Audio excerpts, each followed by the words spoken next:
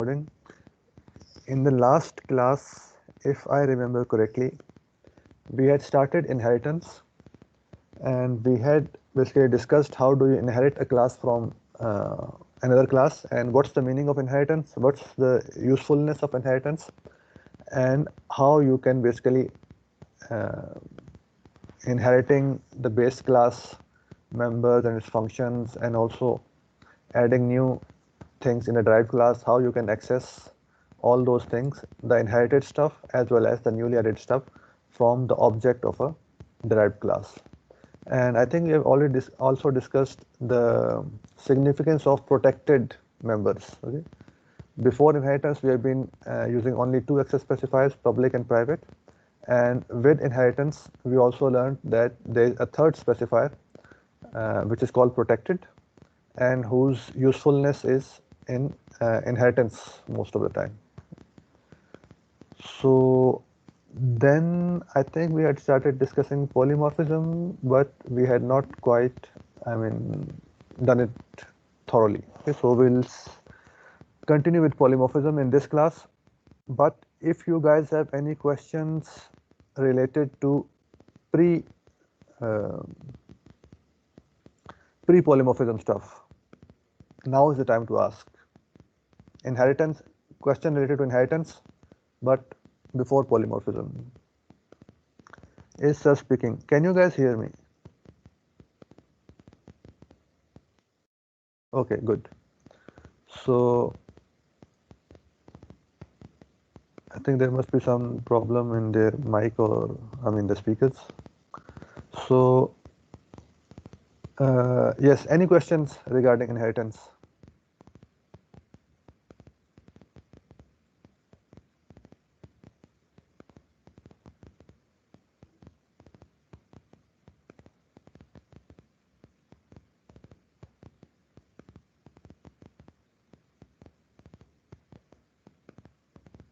Okay, nobody is speaking. So I'm assuming that you guys know everything about inheritance. So let's continue with inheritance, but the topic of polymorphism. Do we need concept of polymorphism in the game? Oh yes, yes, yes. It should be very useful in this game project. So you should basically, in the game project, you should try to use as much OOP concepts as possible. Okay. So encapsulation, naturally you will be making classes of your players, enemies, objects, etc. So you will be using encapsulation, and also abstraction, because you will be hiding some details inside the class, the implementation detail, and the class will only expose its public members, the public functions that the user of that class can call, and the user of that class should not or need not worry about the internal implementation details. Okay, so you will use abstraction also, uh, I mean access control, etc., using private. And what else is there? So inheritance, you will be using inheritance in your game. We'll perhaps discuss in this class how, and also polymorphism. Okay, so polymorphism also you guys should use, and any other concept that you guys have studied in this class, you should try to incorporate as much concepts in this game as possible. Okay, so this will basically reinforce your learning of these concepts. That you so far you have learned it theoretically, but exercising it in the game would basically show you guys how you practically use these concepts. Okay, so is should the game must be in STL? Yes, that's the whole point of the last lab. We guys introduce you to STL so that you guys make this game in STL.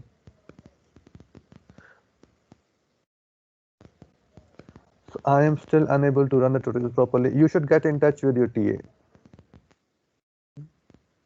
Can we use OpenGL along with STL? I think you guys should, for the moment, just focus on STL. OpenGL, if you guys, OpenGL is a much bigger, much complicated library, sophisticated library than STL. So I would suggest that OpenGL will be more complicated for you to use than STL. So for the moment, I recommend not using OpenGL and just using STL. And you can basically, if you want, you can use OpenGL in one of your other projects. Do some project in summer and use OpenGL in that. But if you guys think that you guys can handle OpenGL, then you can use OpenGL along with STL. But I think it will cause more problems than. Okay, so let's discuss all this project related stuff after the class. Let's come back to the topic of today, which is polymorphism. So let's say you guys have a, you guys are making your game and you guys make a class called entity, which will be the, base class of everything in your game. And then from this class entity, you inherit a class player. And then from the same entity, you can basically inherit a class enemy, object, etc. Everything that will be inside your game. So in this way, you can use inheritance in your class. So what will happen is this entity class, let's say it has a function called move and a function called draw. So these inherited classes, player, enemy, object, etc., they will all inherit these functions and they will implement these functions. Each of these classes will implement its own function draw. Okay, so it will override the base class function draw and implement their own versions of draw, because all of these objects will be drawn differently. Okay, so there won't be one way of drawing all these objects on the screen.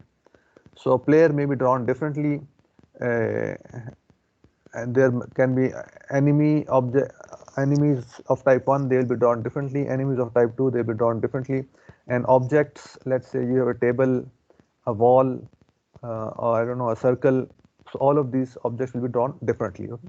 So we cannot have one implementation of the function draw for all of these objects or all of these classes, inherited classes. Okay, so what these inherited classes will do, they will basically re-implement or override the base class function draw, and each will implement draw according to its own needs, how it needs to be drawn. Okay? So all of these classes will basically implement or override this draw function. Similarly, you can also override the move function. If all of these objects need to move differently, then you will also override the move function, etc. So all of these functions from the base class, you can override them in the derived class.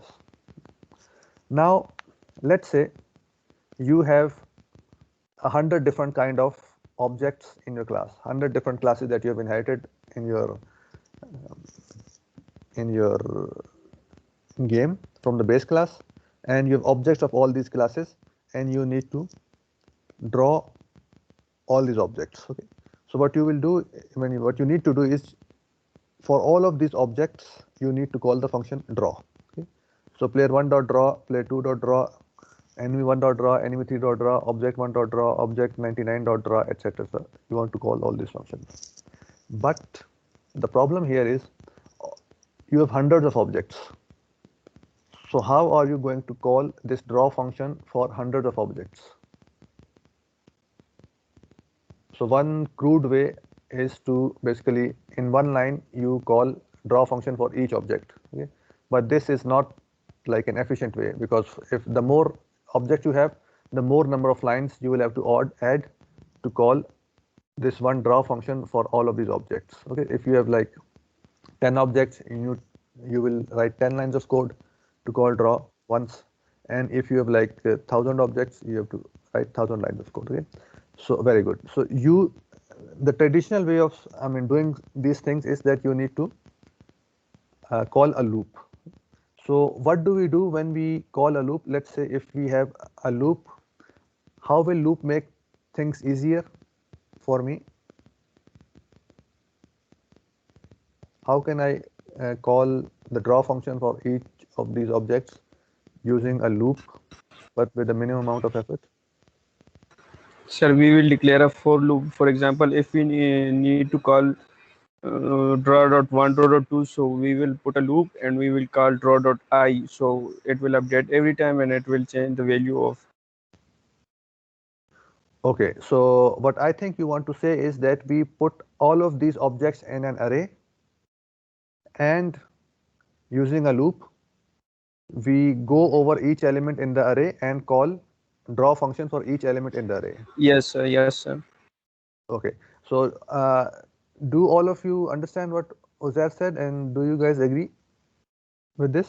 That in this, if we put it in a loop in an array, and then we call a loop over this array, then it will be just 2 lines of code, whether we have 10 objects or 1000 objects. Yes, but there is a slight problem in this example, which makes it impractical to implement it. Uh, uh, it's memory intensive, but that's not the problem. There's a more fundamental problem. The array must be updated. Yes, yes, we have to put everything in the array and then we call the loop. So yes, but still there's a more fundamental problem. What's the basic characteristic of an array? Same data types. Very It good. store. It can only store objects of the same data type. If you have an array of integers, you can only store an array of integers. So if I have an array of players, then I can only store player objects in that array. And if I have an array of enemies, then I can store only an enemy objects in that array. But here the thing is, I have like 20 different kinds of objects. All of the types of all these objects are different. Some are player objects, some are enemy objects, some are objects, some are some other object type of objects. So can we store all these objects in one single array?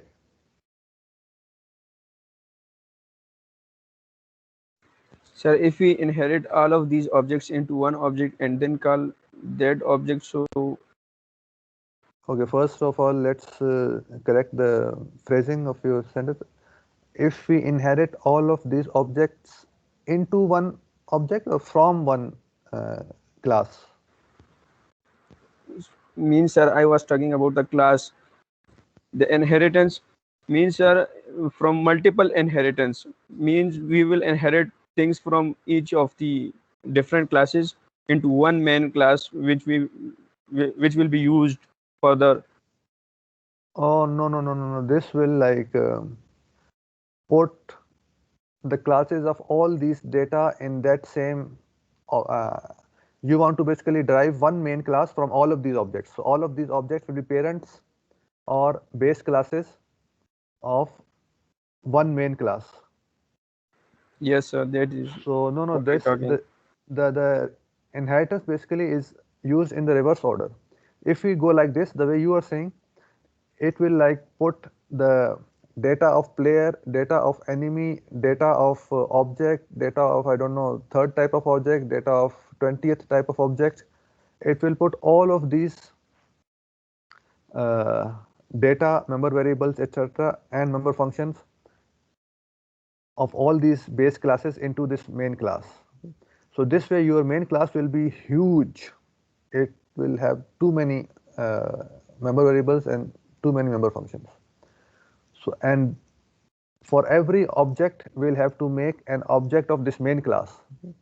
So if I have to make an object of this main class for player, okay, so this object of main class, it will contain data of all types of classes, but I will be using only data of class player, which means only a small fraction of the memory used by this main object is useful for me for this object.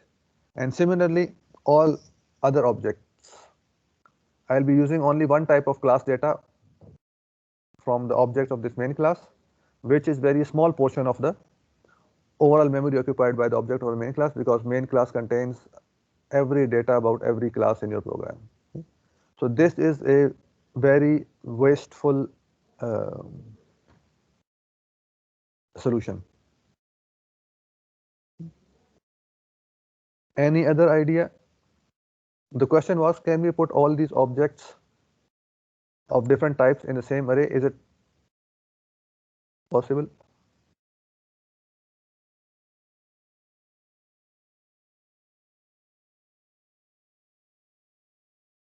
So in the current scenario, no. So the thing is, we can't have an array of different types of objects. Okay, so array type has to be same. I mean, array has only one type, and it can store only those type of objects. So one solution was proposed by Uzair, but we shot it down that it was taking too much memory. It would take waste too much memory. If we do the reverse, it means that all these classes, they have been inherited from one base class, which was the class entity.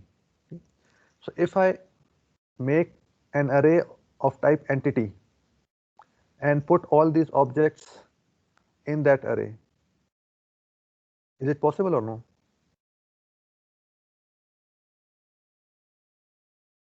All of these classes have been inherited from class entity. Player has been inherited from entity, enemy has been inherited from entity, object has been inherited from entity.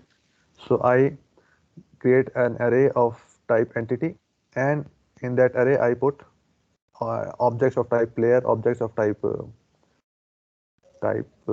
enemy, objects of type object, etc. So probably no, and maybe yes. So if class B inherits from class A, let me share my screen with you guys. Let me do that here. So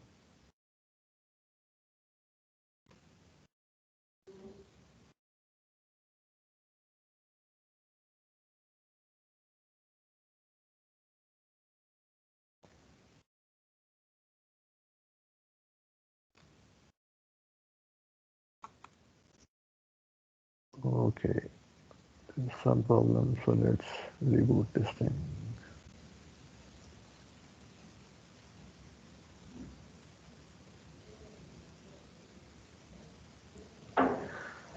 Okay, so while it is rebooting, let's imagine things in our head that we have a class A and there's another class B that inherits from the class A.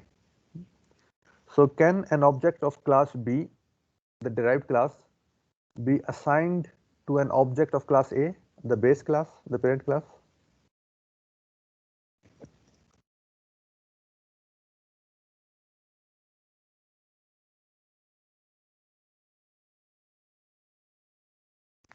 Very good. Yes, as Mohammad Farid said, it can be assigned, but there's a phenomenon called slicing which will occur, which is that since the derived class can have extra information, extra member variables, and extra functions, etc., etc. So the base class will not, the object of the base class will have no notion of those extra variables because the base class did not contain those extra variables that were added by the derived class. So though we can assign the object of class B, the derived class, to object of class A, the base class, but slicing will occur and all the extra stuff that was present in the object of derived class will be lost and will not be copied to the object of the base class. Okay, so is this thing clear? I think we discussed slicing in the last class.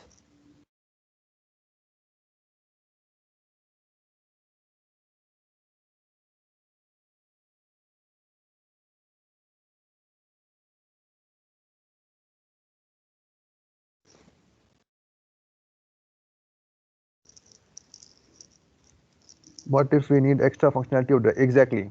So if we, because we are going to need the extra functionality of the derived class, because this, in our example, the function draw has been re-implemented by the derived class.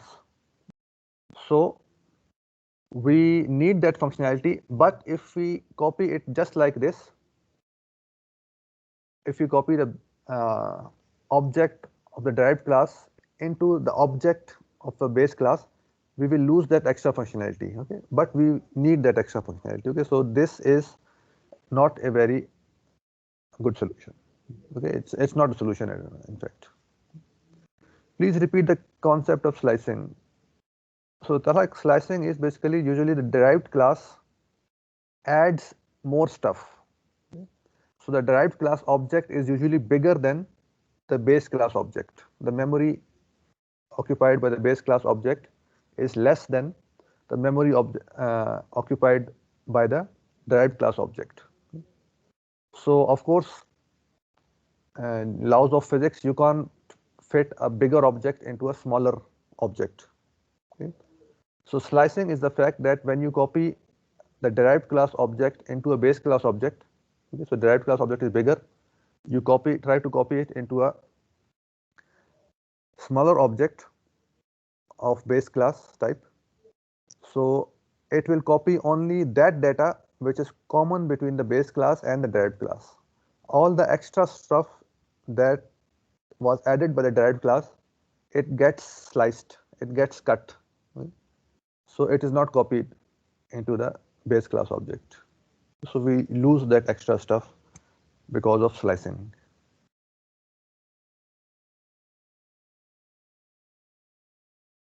Okay, so good. So slicing will basically, even if we use the array of base class type, slicing will basically, I mean, kill this solution for us.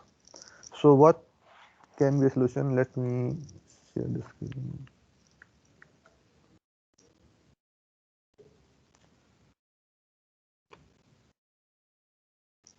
Give me a minute, I'll just log in if it starts.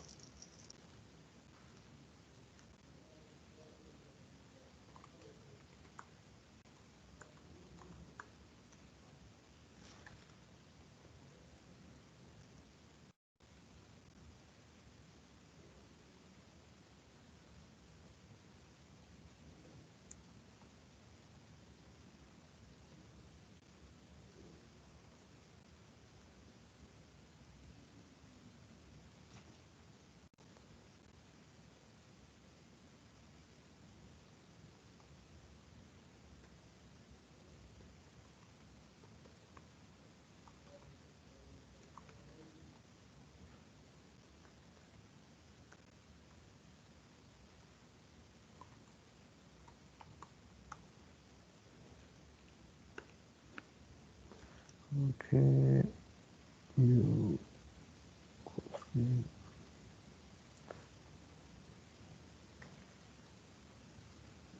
Okay.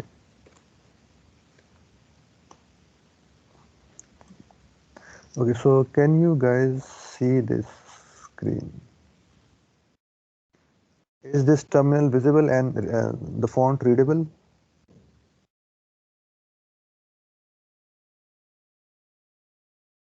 Okay, good, thank you.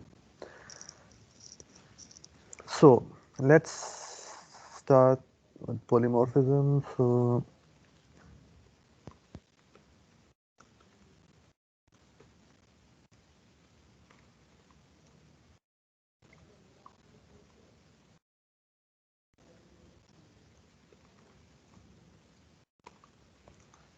give me a minute, I'll just write this basic stuff.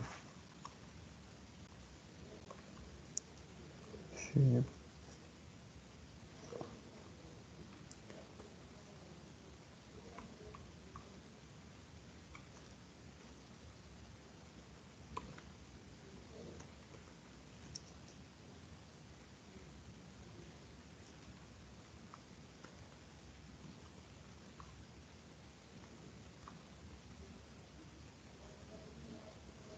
Yeah, and let's say we have other functions like move, etc., etc. Okay. And then we inherit by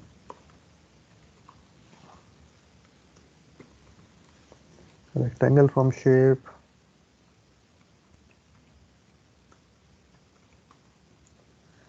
And here we re-implement the draw function because the rectangle is drawn differently from the shape. So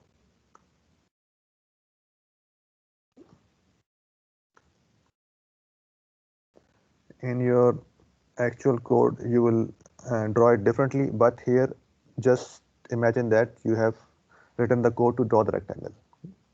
So we basically use this cout.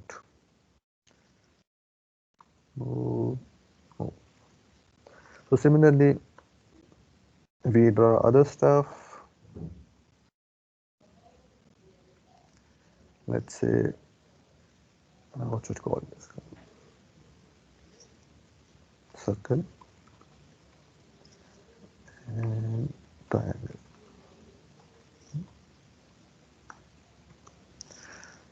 Okay. So let's say here we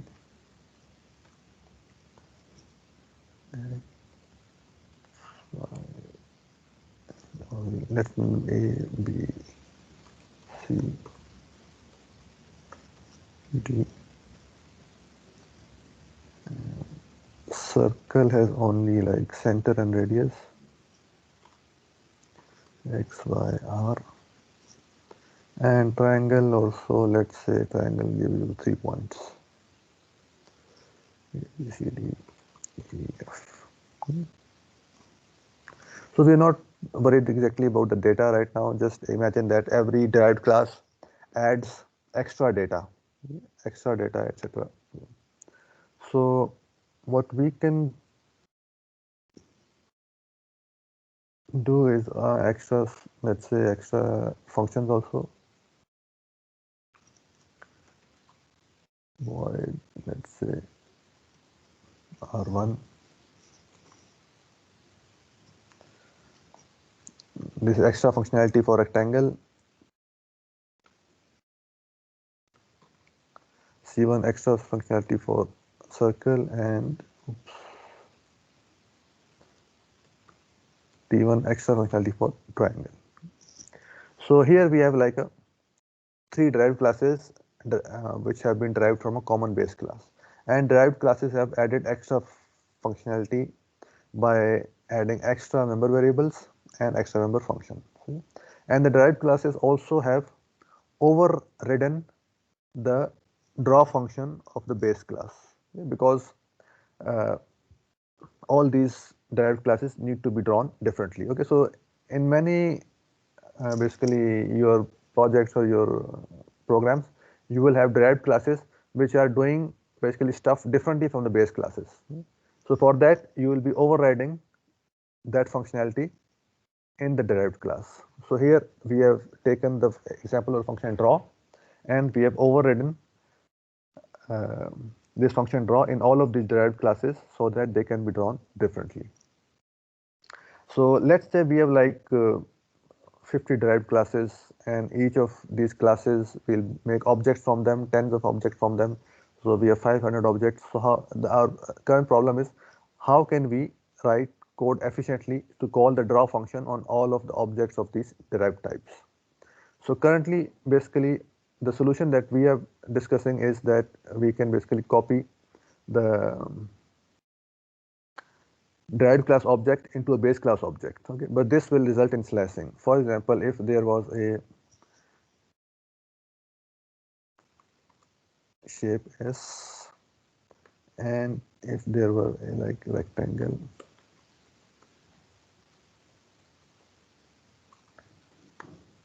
R1, R2, and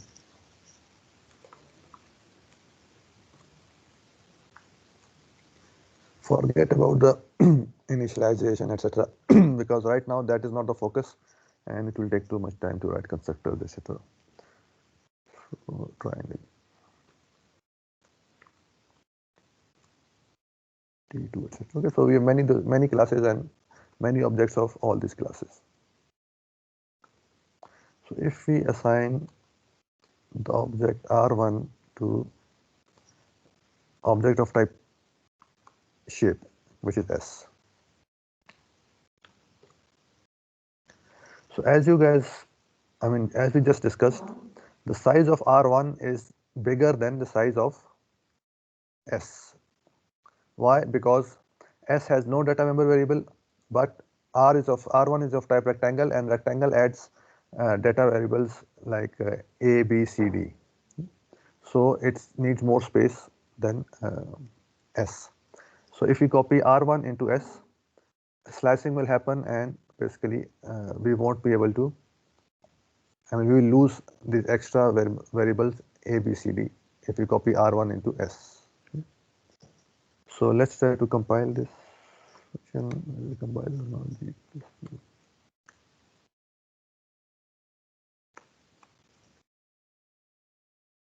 Okay, it does compile. It compiles, but the problem is if we, for example, in R1 we will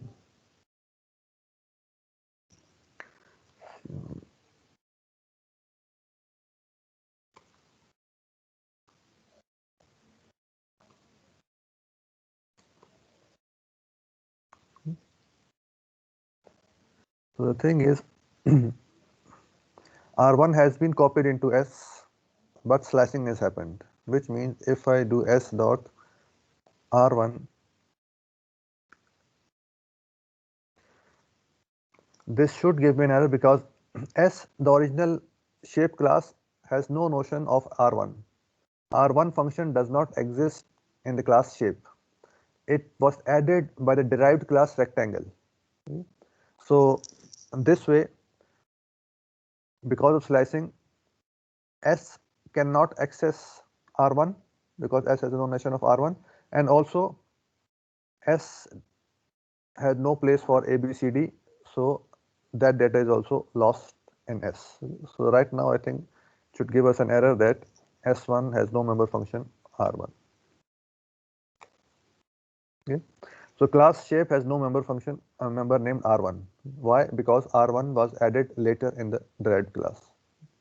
So if we had an array of base class type and we copied all these derived class objects into that base type array, basically we will have lost all the extra functionality of derived classes, and basically we lost the basic idea was to call the function draw, which was re-implemented by the uh, derived classes, but we won't be able to access that overridden implementation of the derived classes because S has its own function draw, which basically is useless for us.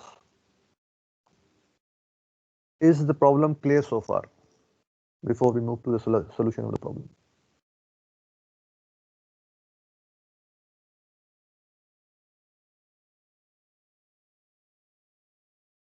Okay, good. So I hope it is clear to other people also. If anybody is still confused, then they can ask or interrupt. Okay, okay. So let us see what can be done about this. So one is that we basically assign an object of base class, derived class to an object of base class. This will result in slicing. What we can do is, what is usually done is that instead of copying a bigger object into a smaller object, this obviously will result in slicing. What we do is instead of having an array of objects of the base class, what we do is we have an array of the pointers of the base class. Okay, so when we have pointers store only the address, not the whole object. Okay, and the size of address is, size of pointer is same for base class as well as for the derived class. Okay? The same thing goes for references. You can assign a reference of the derived class to a reference of the base class. Similarly, we can store the address of a derived class into a pointer of the base class. So since we are only copying the address, slicing is not happening because the base class pointer, it will store the address of the derived class, And since addresses are, the size of addresses are equal, so I mean there's no lack of space for storing the address of the derived class. In that case, what will happen is this shape object, it will become a pointer. It will become a pointer, and we can basically store address of this derived object in this pointer.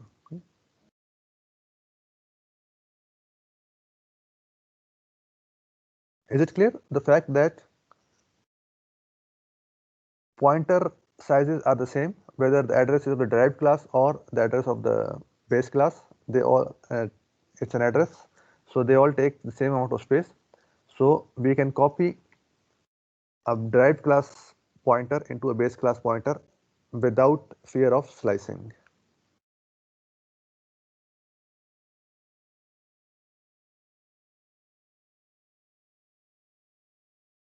Okay, so our solution was that we can have an array of these base class pointers. How many objects do we have? We have 6 objects, derived objects. Okay, so let's make an array of 6 objects. And here we'll do it manually, but later you can do this stuff also in a loop.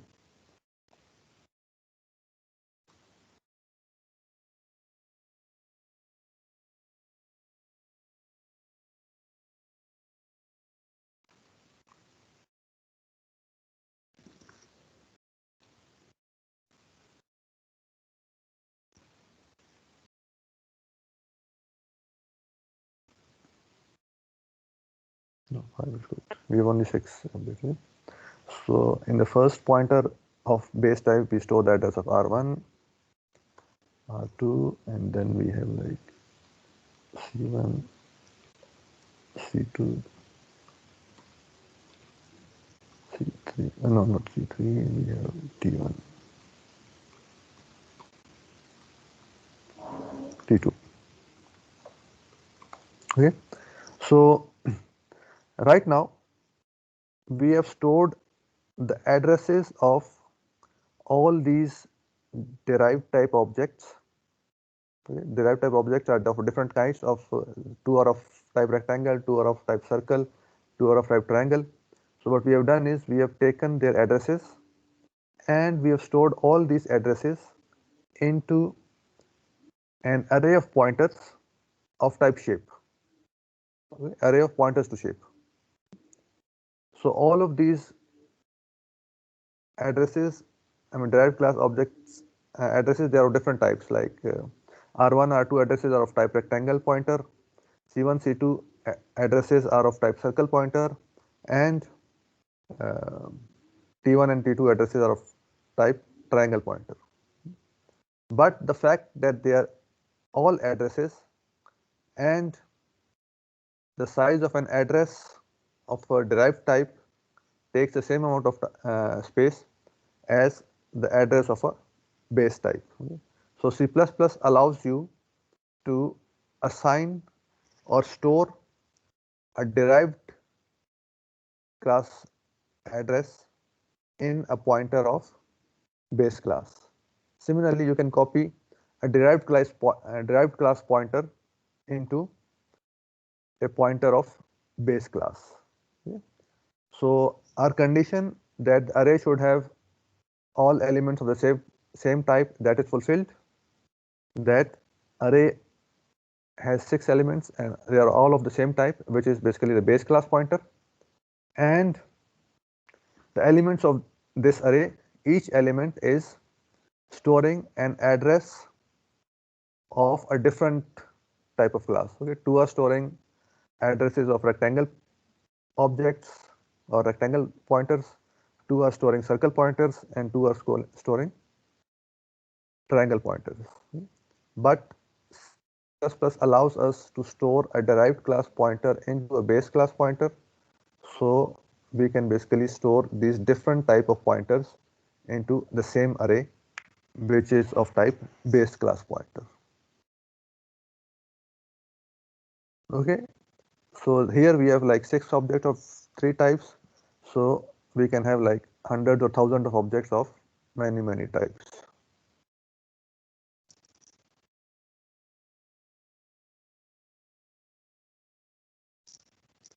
Yes, the data type of pointer is different. This is absolutely correct. So we cannot store an integer in a character. Similarly, we cannot store a rectangle in a class employee. They are two totally different types. But here, although the two types are different, shape and rectangle pointer, but they are not totally different. They are related. They are related through inheritance. So the derived class is basically inherited from the base class. So just like C++ allows you to store a derived class object in a base class object, even though their types are different, but it still allows you because those types are not totally different. They are related to inheritance. But in that case, slicing happens, so we know that it doesn't work for us. Similarly, C++ allows you to store a base class pointer, a derived class pointer in a base class pointer. Again, these two pointers of different types, but they are not totally different types. They are related through, these objects are related to inheritance. So these addresses are related in a sense that one is a base class address and the other is derived class address. So C++ allows you to store the derived class address in a base class pointer.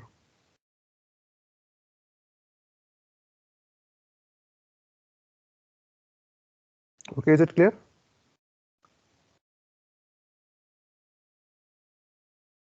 Does anybody still has any confusion, questions?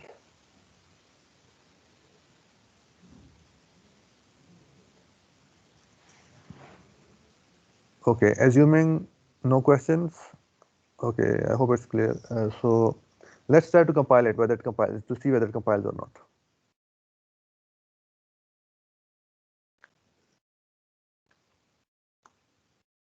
This compilation part is good. So now we can store these pointers. So let's do the thing that we originally wanted to do. Instead of calling draw for each object in a separate line, we use loop to basically efficiently call all these draw functions in basically two lines of code. So basically fi dot draw.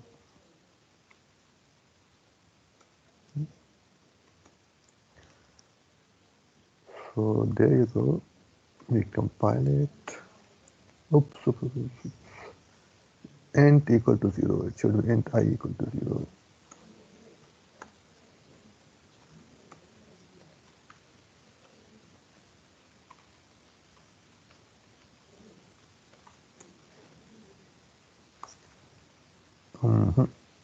I plus plus again.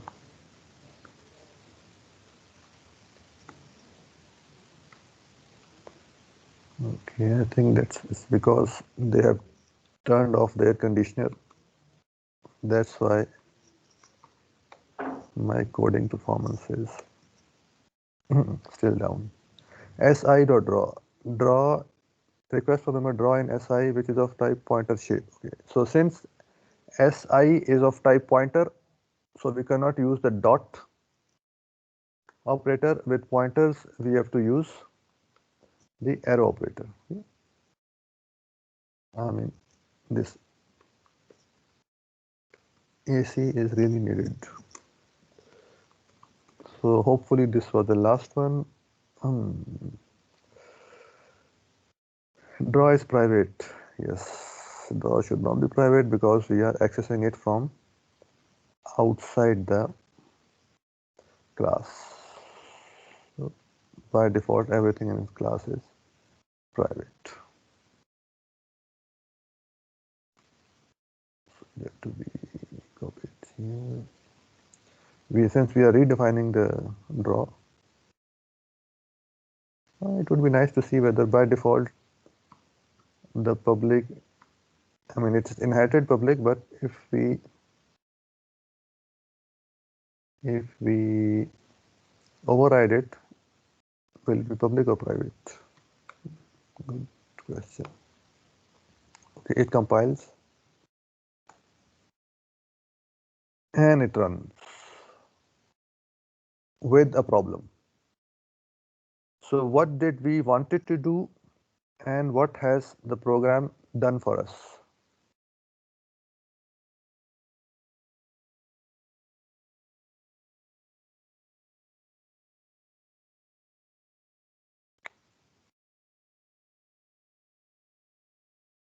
Thunderstorm है आपकी तरफ, मेरी तरफ AC बंद है. I don't know ये class कैसे होगी. तो सो द थिंग इज, चलो बारिश भी होगी, इसी कैसे रहेगी. सो the thing is, what did we wanted to do and what is happening? No, the slicing is not happening, because slicing is when we copy objects, bigger object into smaller object. Here we are not copying objects, so we are copying addresses only. Okay, storing addresses in the base class addresses, sorry, derived class addresses in base class pointers. So at the size of addresses are same, so there is no data loss in copying addresses. And now these are pointers, they are of type shape pointers, but actually they are storing addresses of rectangles, triangles, and circles. So these pointers of shape type, they are pointing actually to objects of rectangle, triangle, and circle. So slicing is not happening, but overriding is happening. So basically the thing is, I mean, it's not exactly overriding, it's not only exactly because of overriding, but the thing is that the compiler thinks that since we are using pointer of type shape, so it thinks that the object must also be of type shape. Okay, so therefore it is calling the draw function for type shape. Okay, so compiler is guessing the type of object from the type of pointer, but we know that although the pointer is of type shape, but the object that is being pointed to is not of type shape. Object is either of type rectangle, of type triangle, yeah, of type circle. Okay. So somehow we have to inform the compiler that in this case you should not be calling the draw function of class shape, although the pointer is of type shape, but here the situation is different. So we want you to call the draw function of the actual object that is being pointed to. Where this shape pointer is pointing to an object of type rectangle, you should call the rectangle draw function. And where this shape pointer is pointing to object of type circle, you should call the circle's draw function. And similarly, in case of triangle, call the triangle's draw function. So here, the solution that C++ language provides us is function. I mean, the phenomenon is called polymorphism. So polymorphism, as you guys know, I mean, can guess from the name. Poly means many, morph is like a form. So using one pointer or one type of pointer or one type of reference, we can access multiple forms of objects, multiple types of objects. Okay, so these objects should be of derived type, but their type is not the same. So from shape pointer, we want to access the rectangle object and call rectangle's draw function. Similarly, triangle's draw function and what's it called? Circle's draw function. Right? So to tell the compiler that here you have to use polymorphism and not the normal function calling mechanism, as Mohammad Faris said, we should declare these functions as virtual. So let's do it. In the declaration of these functions, in the base class, we will declare these functions virtual.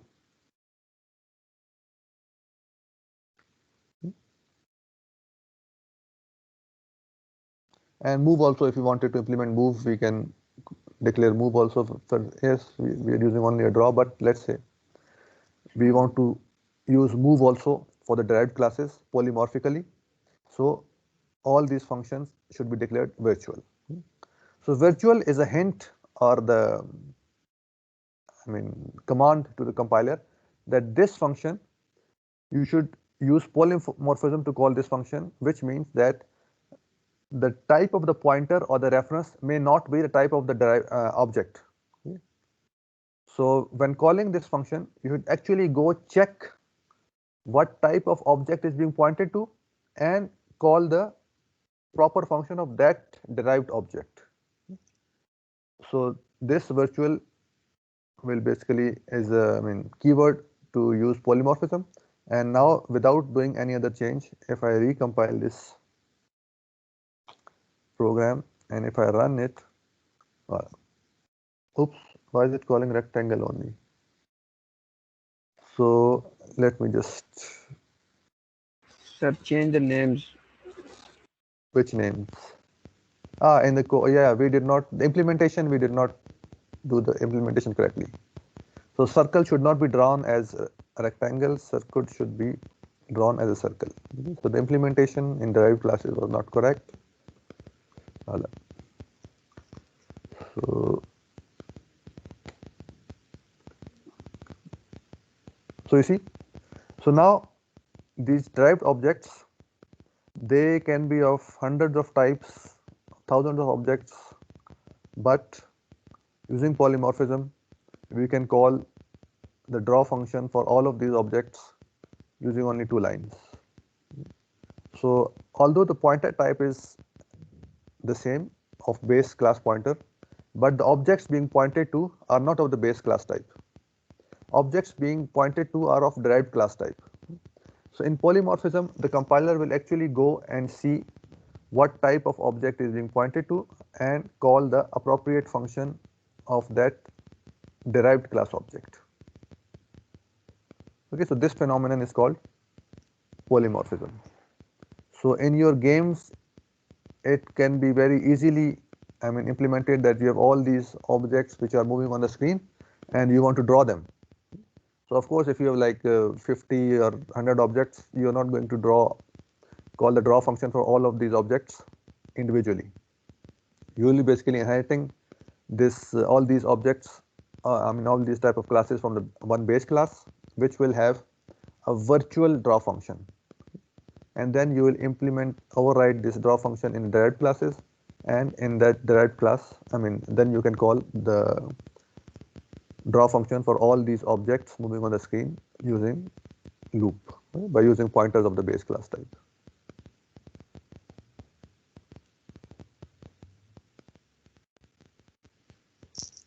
Is it clear the concept of polymorphism?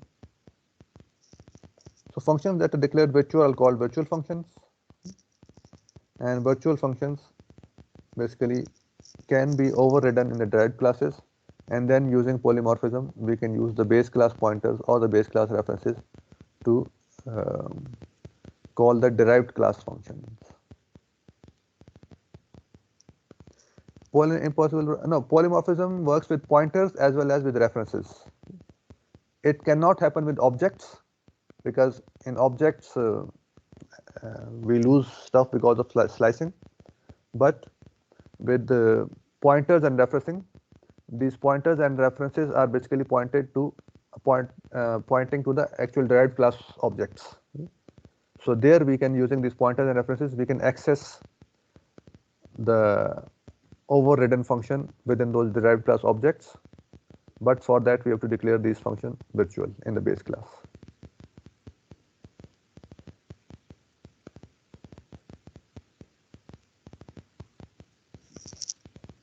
Okay, any other question?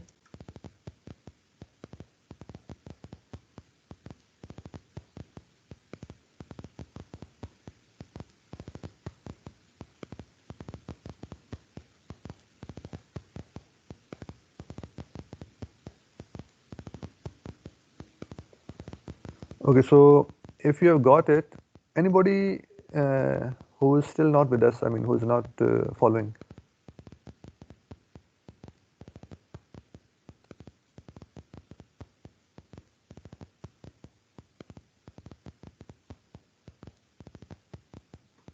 No? Okay. Okay. So if you everybody has got it, then in the last class, Mohammad Fareh asked the question that how is polymorphism implemented? So to answer this question, let's start from this little basic question. How is function calling implemented in inheritance? Or how data is, I mean, what kind of data is stored in an object of a class? So let's say we have these functions called, objects called S1, R1. So here I call R1 dot draw, and let's say I call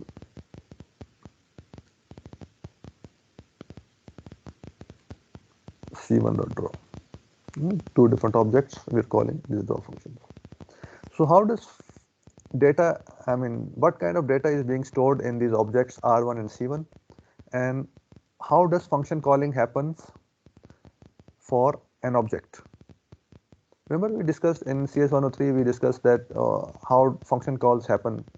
So basically you have function code which is being stored somewhere, and then when you call that function, your basically processor, it jumps to the start of that function code, and then it executes that function, and then after finishing that function, it basically comes back to where that function was called and continues its execution from there. And during that function call, all those local variables are created on the stack, frame, etc. for that function, which is destroyed after that function is finished. So what kind of stuff happens when we use function calls with these member functions of objects? What kind of data is stored in each object? So what kind of data will be stored in R1 and C1? Is this concept applicable in languages which don't manipulate memory? Yes, basically all object-oriented languages provide you this polymorphism functionality. Okay, so polymorphism you will find it in Java, you will find it in Python, etc. You won't find it in C because C is not object-oriented. So all object-oriented languages, they provide polymorphism. So my question is, what kind of data is being stored in C1, C2, R1, C1?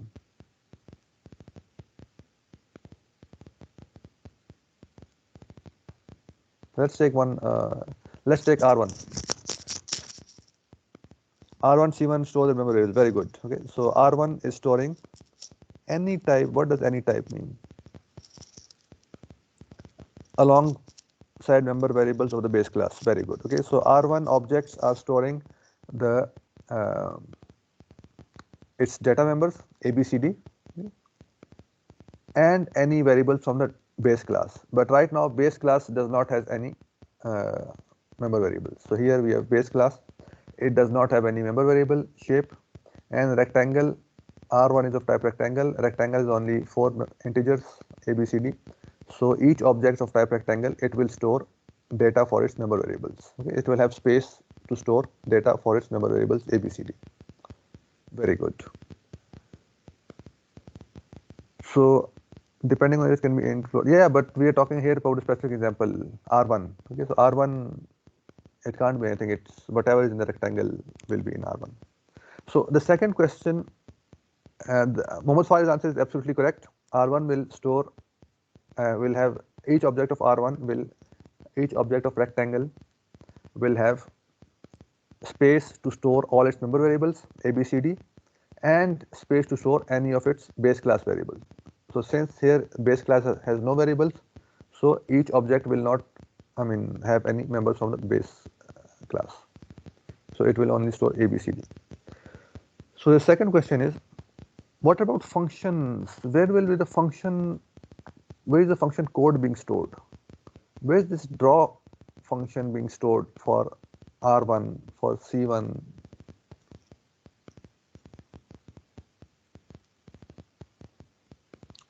Very good. So member function is not data, it is code. Okay? And code is stored in the code portion. If you remember, each program has this segments, the text segment, data segment, stack segment, heap segment, etc. So text segment is for storing code. So member functions are not stored separately for every object.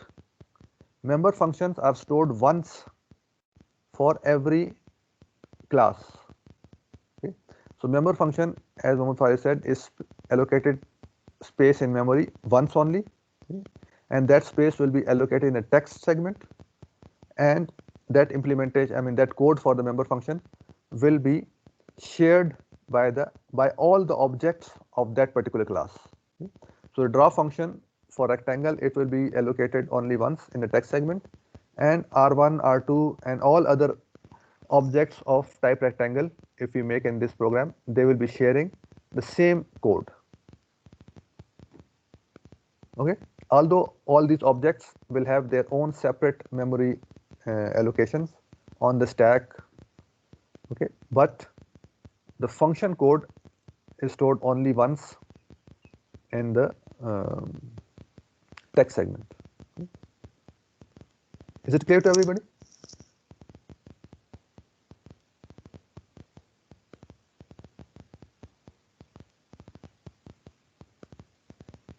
Okay, good. So if that's the case, then how does the compiler distinguishes between all these draw functions? It has to call a different draw function for r1.draw and a different draw function for c1.draw. Okay, because r1 draw, rectangle draw, is different from circle draw. Okay, so how does the compiler basically distinguish between these functions, and how, since there is only one implementation of the function, how does the function gets access to the member variables? Let's say we use in draw we were using those ABCD coordinates to draw the rectangle. Okay. So how will the draw member function access these member variables of the each object? R1's ABCD value is different, R2 ABCD value is different. So how does this one function code accesses all these different what's it called, objects member variables? So the answer is here that the compiler basically internally, let's say r1.draw. So internally when it will store this code in the text segment, so it will basically identify this draw with some name. Let's say draw rect.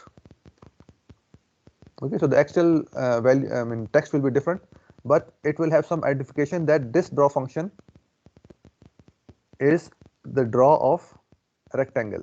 Okay, and similarly this draw function, it will be stored as, let's say, circle.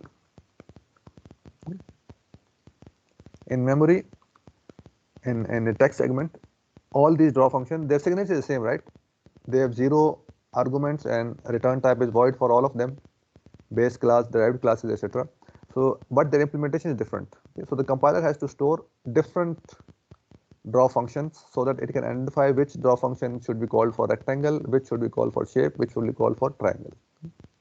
So internally it identifies these draw functions by adding something to their name. Okay, this thing is called name mangling in C and C++.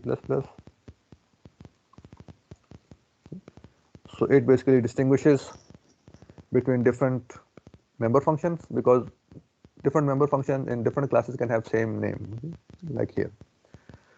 So one is this thing, and then internally another thing happens. When this function is called, it will be called like draw rect, and internally the the compiler will basically pass it the address of the object for which it is being called. Okay. So when it will be called for R1, it will be passed R1's address, and when it will be called for R2, it will be called passed R2's address. Okay. So using that address, this draw rectangle function, it can access the appropriate member variables for that object. So internally it is basically passed the object of the, the address of the object for which it is being called. And using this address, the function basically accesses the member variables for that particular object.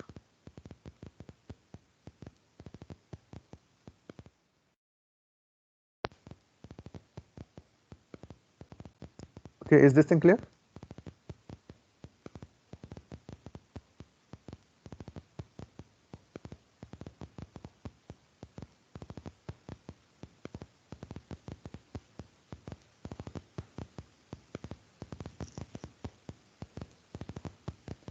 So the function is being stored once, and different different functions in different classes, they can have the same name, but their implementation will be different. So the compiler basically needs some way of identifying, let's say the draw function, it is a member of many classes, totally unrelated classes. So whenever an object calls draw function, then draw functions in each class, it will have a different implementation. So in the text segment, we will have many draw functions. So which draw function is related to which class? For that, the compiler basically uses this mechanism called name mangling, in which it will basically add some internal identification in the name of the function to basically keep track of which draw function is being or will be used for which class objects.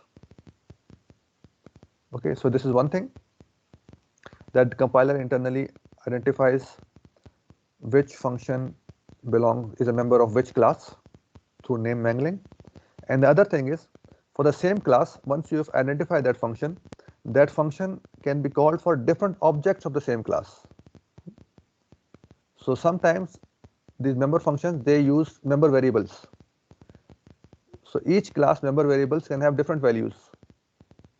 So how will this function know for which object it is being called and which object's members should it access and use?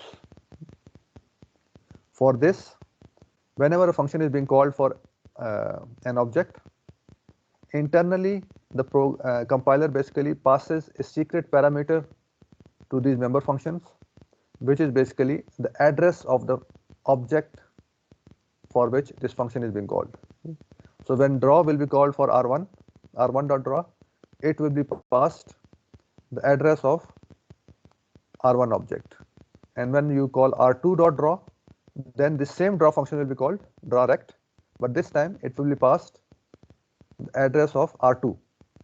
Okay, so this way, the same function, every time it is called for a different object, it can get access to the member variables of that different object using that object's address.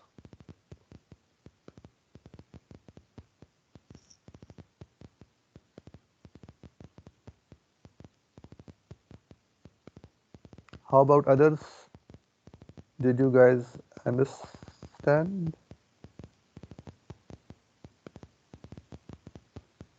Okay, so I hope others are also with us.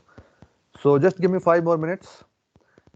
So this is the mechanism which is being used for identifying non-virtual functions. So how does the compiler identify for virtual function? Because virtual function, we are using the pointer to call that function, and the pointer is basically the address of the base class. So how can the compiler, how does it identify which virtual function to be called? So for that, it uses a mechanism which is called basically a virtual function table or vtable. So for that, let me, I think it will be explained better with a picture. So let us take help from Google.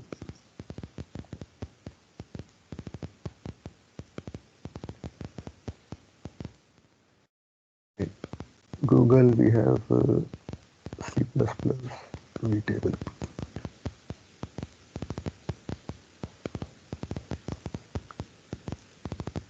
is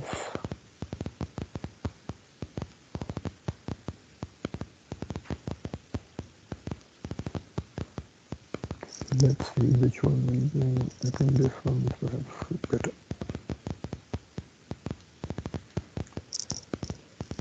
View image.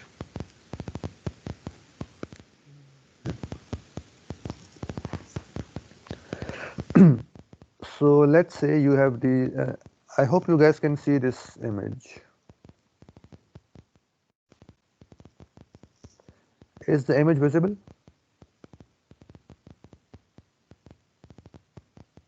Okay, good. So 4 minutes because polymorphism is done today. Either you guys, get it or not. Those who are, tired, they can watch the video later. Because next class we'll try to start some new topic.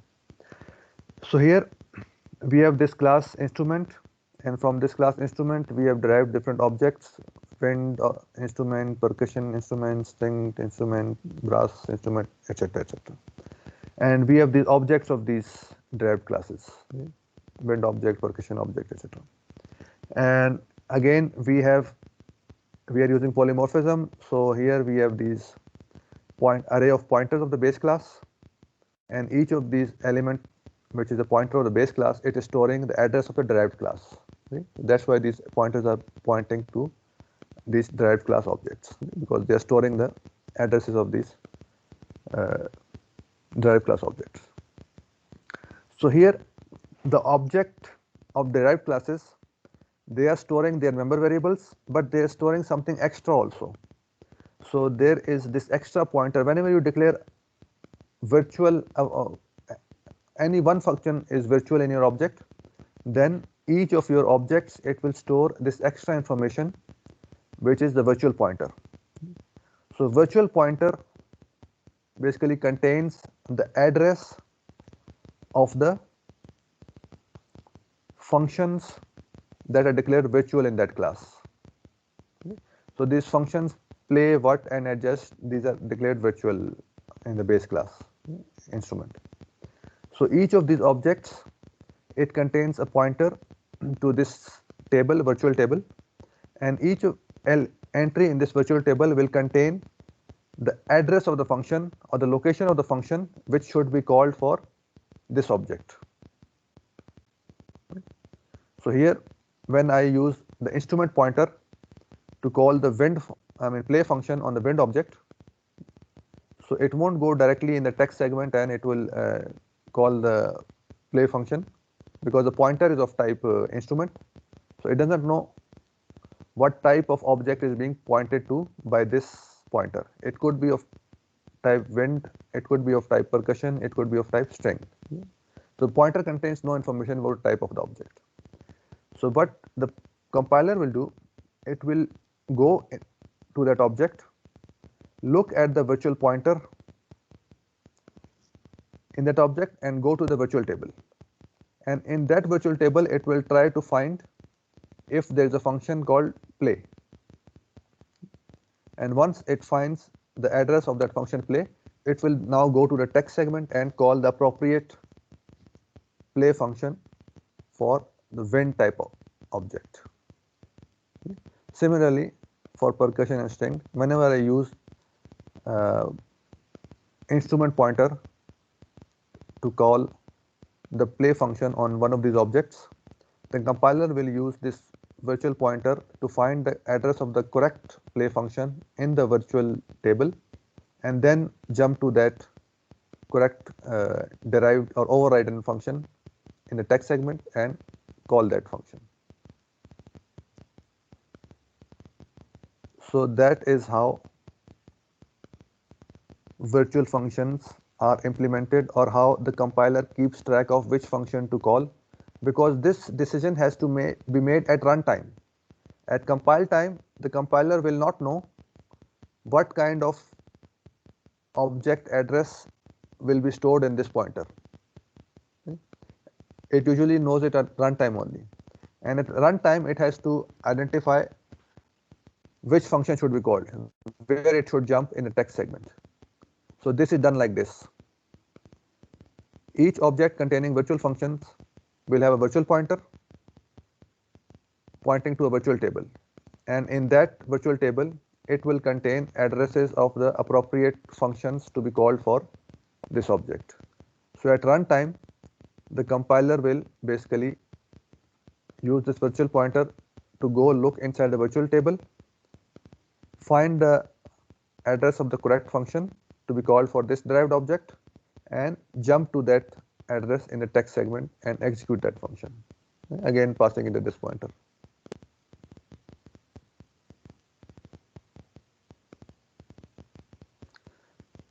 Yes, they are created automatically if the class contains a virtual function. So these functions are declared in the base class as virtual. So when a derived class inherits these functions, again these functions remain virtual. So each of these derived classes, they contain these virtual functions. So any class that has a virtual function, it will have a virtual pointer pointing to a virtual table, and in that virtual table, the compiler, at runtime, will store the appropriate addresses of the functions to be called for this object. Okay, so every class having a virtual function will have a virtual pointer, pointer.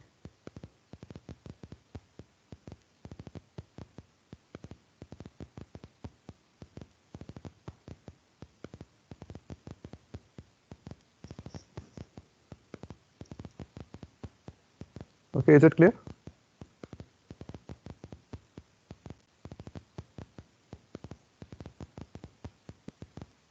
I hope others are also with us.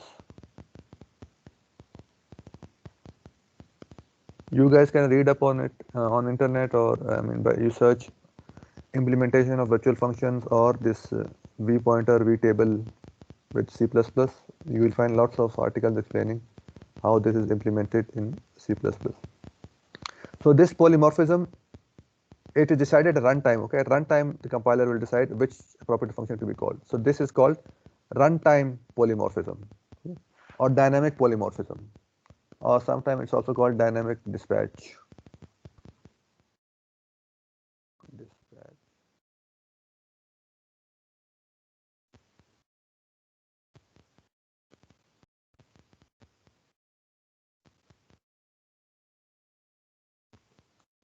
All these names basically denote the same phenomenon that we have discussed in our class today. Any questions regarding polymorphism, virtual functions, vtable, etc.?